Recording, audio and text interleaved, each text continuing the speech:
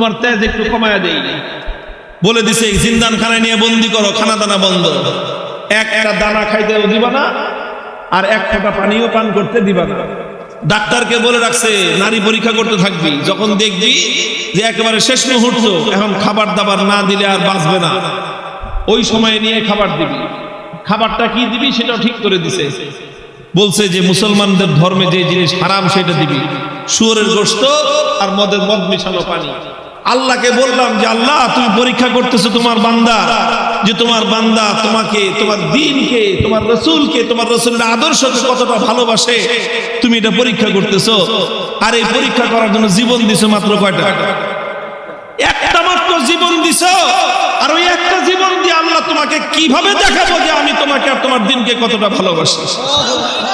তুমি আমাকে 1000 জীবন দান করতা, একটা একটা করে জীবন তোমার জন্য উৎসর্গ করে তোমার বান্দা আব্দুল্লাহ বিন হুযাফা দুনিয়ার সামনে প্রমাণ করে দিত ঈমানদারের কাছে ঈমানের দাম কত বেশি।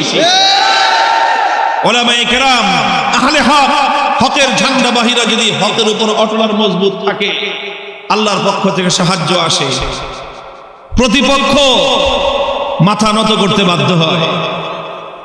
সাহাবী যুগের ছোট্ট একটা ঘটনার উদ্ধৃতি দিই।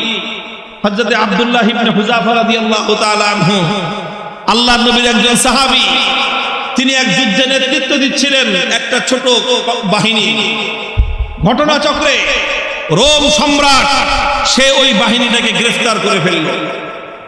আল্লাহর নবীর সাহাবী আব্দুল্লাহ বিন হুযাফা রাদিয়াল্লাহু আনহু সহ প্রায় 50 জনের মুসলমানদের একটা কাফেলা বন্দী হয়ে গেল।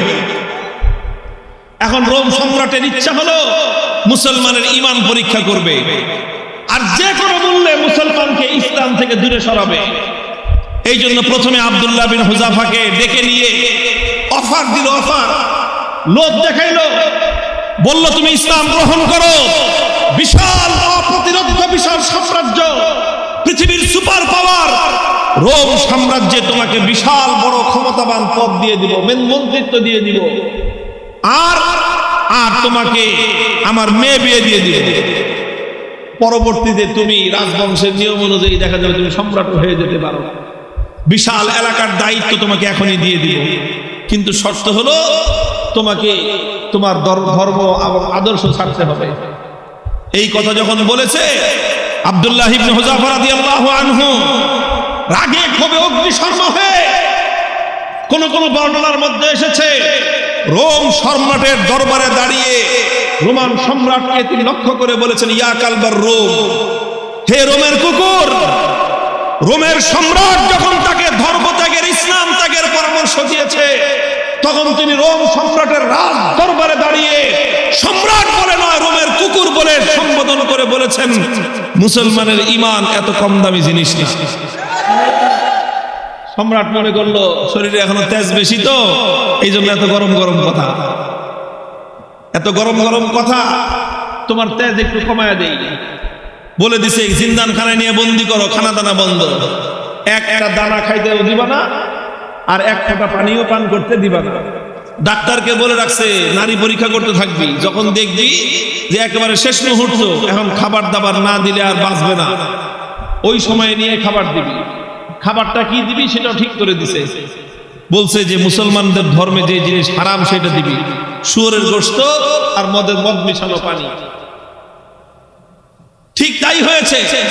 আব্দুল্লাহ বিন হুযাফা সহ না খেতে খেতে যখন মরণাপন্ন প্রায়, তখন একেবারে জীবন বাঁচানোর জন্য তাদেরকে খাবার দেওয়া হয়েছে। খাবার কি? শুয়োরের গোশত আর মদ মিশানো পানি। আব্দুল্লাহ বিন হুযাফা রাদিয়াল্লাহু আনহু চিন্তা করলেন, শরীয়তের মাসলা অনুযায়ী এই পরিবেশে জীবন বাঁচানোর জন্য সামান্য পরিমাণ শুয়োরের গোশত খাওয়া যায়, জীবন বাঁচানোর জন্য। এটা তো আছে, ইল্লা ফামান ইসতুররা ফি মাখমাসাতিন গায়রা মুতাজানিফিন লিইসমিন ফাইন্নাল্লাহা গফুরুর রহিম। একজন মানুষ যদি এমন হয়ে যায় যে কোনো হালাল খাদ্য নাই, হারাম খাদ্য ছাড়া হালাল কোনো খাদ্য নাই, এখন না খেলে জীবন বাঁচবে না, সেই সময়ে জীবন বাঁচানোর জন্য সামান্য পরিমাণ হারাম খাদ্য গ্রহণ করা কি, এটা হলো মাসলা। কিন্তু উনি চিন্তা করলেন এখন তো শুধু হালাল হারামের প্রশ্ন না, এখন প্রশ্ন হলো মুসলমানের ইমানের আত্মমর্যাদা বোধের প্রশ্ন। আজকে যদি আমি হারাম খাবার খাই তাহলে রোম সম্রাট বলবে দেখছি মুসলমানের ইমানের শক্তি কত দূর। এই সময় মাসলা ভিন্ন। এরকম পরিস্থিতি যদি কারো হয় তাহলে মাসলা ভিন্ন।